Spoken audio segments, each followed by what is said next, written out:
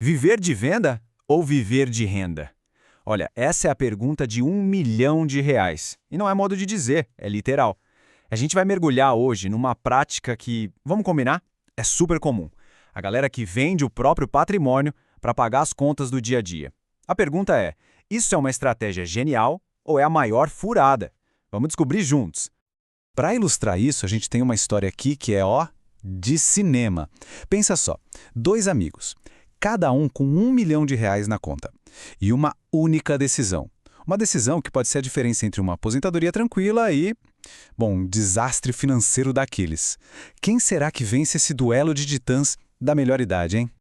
Então, bora conhecer os nossos protagonistas. O ponto de partida é um mesmo, idêntico. Mas o destino vai ser bem diferente, como a gente já vai ver. De um lado do ringue, a gente tem o Agenor, o nosso disruptivo. Sabe aquela vibe? Aquele cara que acha que tudo que é antigo tem que ir pro lixo, que o negócio é ser ágil, pensar fora da caixa. Quase um coach do Vale do Silício. Do outro lado, o Augusto. Eu gosto de chamar ele de o poeta das planilhas. É aquele cara que encontra a poesia nos números, que vê a beleza na constância. Ou seja, duas visões de mundo que não podiam ser mais diferentes. E é aqui que o jogo começa a ficar bom de verdade. Vamos entender qual foi a estratégia que cada um escolheu para botar esse 1 milhão para trabalhar. A filosofia do Agenor é bem direta. Ele basicamente olha para você e diz: para que dividendos se eu posso vender ativos? Dinheiro é dinheiro, fluxo é fluxo. Para ele, dividendo é coisa de museu, sabe? Coisa dos nossos avós. A pegada dele é vender um pedacinho da carteira todo mês para pagar as contas. Moderno, né? Limpo. Mas a pergunta que não quer calar: será que isso funciona na vida real? Já o Augusto. O Augusto tem outra pegada. A dele é quase poética. Ele olha e pensa: dividendos são o sussurro dos deuses da prosperidade. Chique, né? Ele não quer vender a fazenda para comprar o leite. Ele quer ser dono da vaca. Então o que ele fez? Montou uma carteira de ativos que pagam dividendos religiosamente. Ele não está procurando o próximo foguete para a lua. Ele está construindo, com calma, um verdadeiro aqueduto de renda. É genial. Mas olha que interessante, apesar de serem água e óleo nas estratégias, o objetivo final dos dois é o mesmo, idêntico. Eles só querem R$ 8 mil por mês para viver bem, sem luxo, sem extravagância, mas sem perrengue, sabe? Para pagar o cafezinho, o vinhozinho do fim de semana, a conta da Netflix, o kit básico de sobrevivência da dignidade moderna.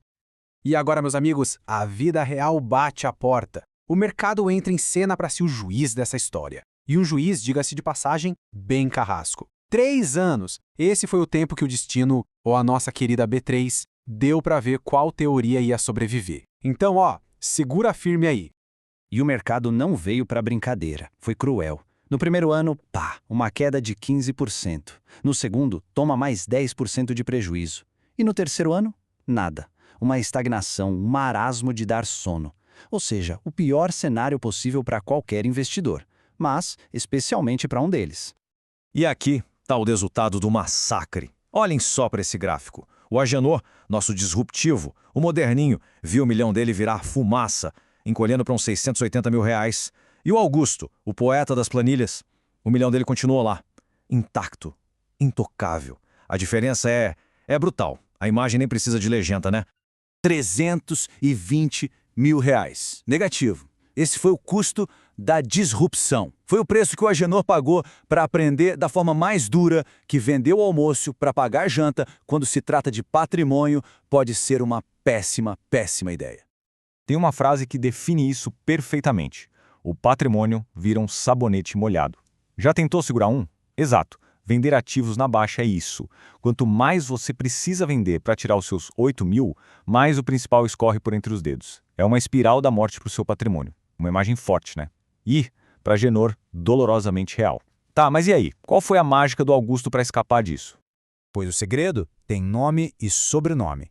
Yield Owen Cost. Essa é a métrica que os sábios usam. É aquela que muito guru da internet, sabe, convenientemente esquece de te contar. E a gente vai entender direitinho o porquê. Yield on Cost.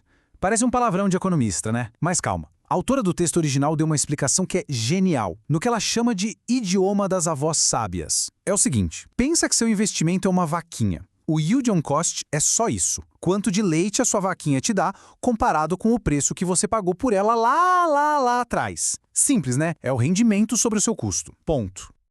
Agora, vamos por exemplo prático. Olha essa tabela. O Augusto comprou as ações dele por R$ 10 cada uma. A empresa paga 70 centavos de dividendo por ação. Fazendo a conta, o yield on cost pessoal do Augusto é de 7%. Beleza. Anos se passam, a ação sobe e agora ela vale R$ 20 no mercado. Quem compra hoje tem um rendimento de só 3,5%. Mas e o Augusto? Para ele, nada mudou. A vaquinha dele continua dando os mesmos 70 centavos de leite para cada R$ 10 que ele botou no começo. A renda dele está blindada da flutuação do preço. A mágica é essa. Ele está focado no custo dele, não na cotação do dia. E aqui está a grande virada de chave, a diferença de mentalidade. O Agenor acorda e a primeira coisa que ele faz é pegar o celular para ver a cotação, com o coração na mão. Ele é refém do humor do mercado.